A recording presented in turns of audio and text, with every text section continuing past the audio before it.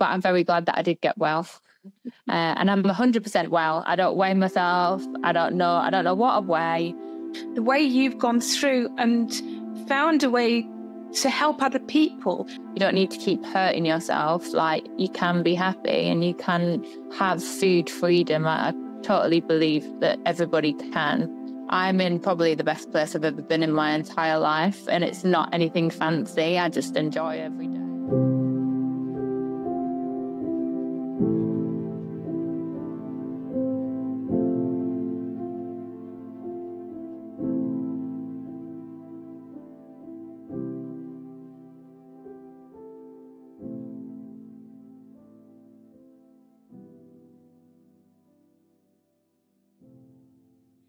Hi, my name's Clarke, and my business is Heal Your Pain. So, as you know, with the other talks, I prefer chats or talks to podcasts that we have been doing, I'm introducing you to the people that I work with, and basically why I work with them. It's taken a lot for me to choose my four, and this is one of my four. So, Clare, I've known you for a very long time, and let's hear a bit about you.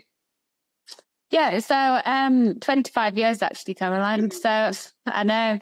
So I was a model and a dancer and actress for many years. I left home at 12 and went to a full-time school in Tring, which is where I met Caroline at Tring Park, and then went to Sally Ponte and studied musical theatre, and then worked 10 years all over the world in China and Cape Town, and did various types of work, from Fashion Week to TV commercials to big shows, and it was brilliant. And now I do NLP and life coaching, which is more the angle I feel I sit with, is more life coaching with NLP put into it.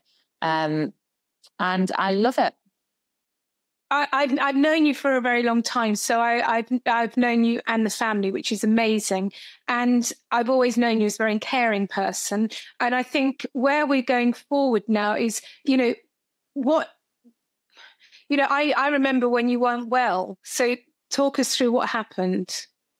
I got poorly with anorexia nervosa when I was 25.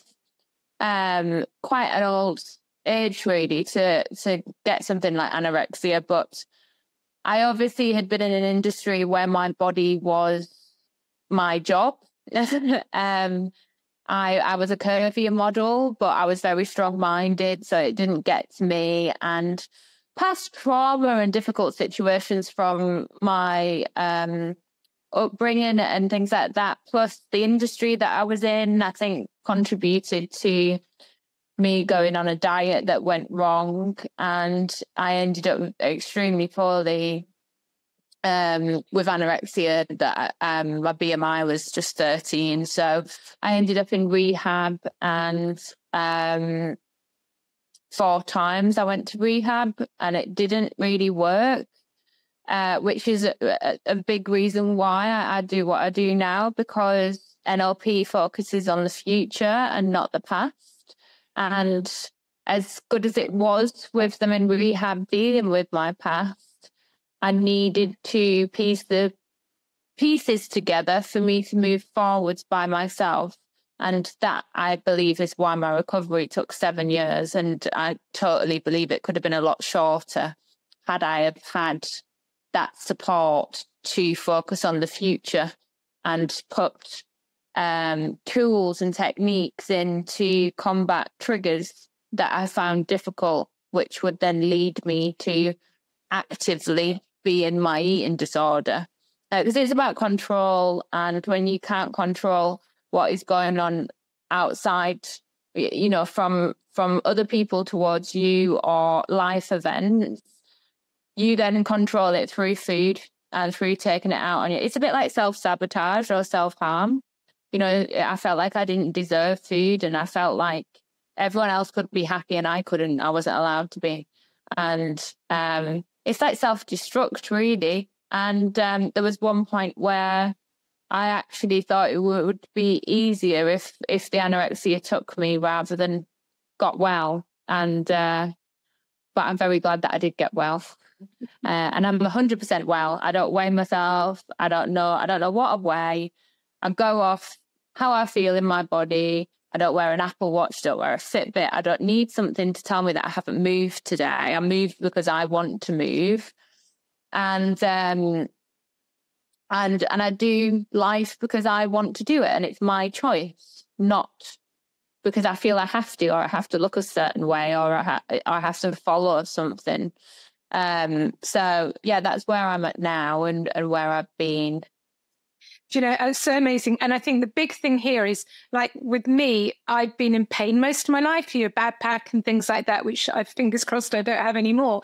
But when you've been through it, that you don't, well, it becomes an authority on it, but actually the way you've gone through and found a way to help other people, and not only the NLP, you've studied nutrition now. And so that's another skill that you have. Yeah, well, I studied the nutrition because I wanted to really help people with food and body image and disordered eating, because there's eating disorders and then there's disordered eating. So there's two completely different things, but both create the same sense of anxiety around food and affect your life. And it's I feel really passionate about intuitive eating. I did workbooks on intuitive eating to get myself well, and learn about the hunger scale, and I live my life by that, and that stops me.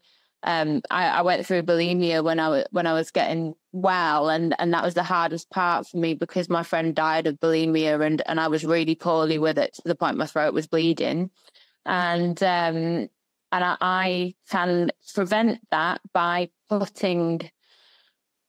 For example, if I have one biscuit, I can have one biscuit and put the packet away, because I check in with myself. Do I really want another one? Am I just, am I doing it because I feel bad now that I've had one biscuit and my head is going to make me have another one and another one because it's taken something out on me? So I can teach people that. And I can teach people to put a positive thing in there, like, go and hug your children, go for a walk outside. Instead of having a binge, go and do something positive that is not going to hurt you, because you don't need to keep hurting yourself. Like, you can be happy and you can have food freedom. I totally believe that everybody can. That's brilliant. So I know that we're doing, I'm running, how to call it, a retreat. It's not really a retreat. It's a load of my clients getting together in November, and you're coming down as one of our main speakers, which is amazing. So that's the way I see my business going forward, is my classes plus everything else, but getting together with people. And how are you looking forward with your business? I love what I do. So I don't, I work with families and children, and support the families, because I think it's very difficult to understand the different phases of recovery. And I don't believe, unless you've been through something like anorexia or any eating disorder that's been that intense, the recovery is so difficult. So the way that I've been working with families is by telling them, when you get to this stage, she's going to do this. She's going to really hurt, and she's probably going to be a bit mean to you at times, but you have to differentiate between her and her eating disorder, because the eating disorder voice is nasty and it's horrible, and she will take that out on other people when she's pushing further forward. So I really just love making people feel really good and positive and get the best out of their life, because I always say you don't get today back. So I'm in probably the best place I've ever been in my entire life, and it's not anything fancy. I just enjoy every day, and it took me a long time to get here. So I would like it to not take other people as long as it took me to get there, by me working with them and helping them. Yeah, that's amazing. So Claire was one of my four people I work with. And, Claire, thank you so much for your time. That's just fabulous. Thank you. Thank you very much.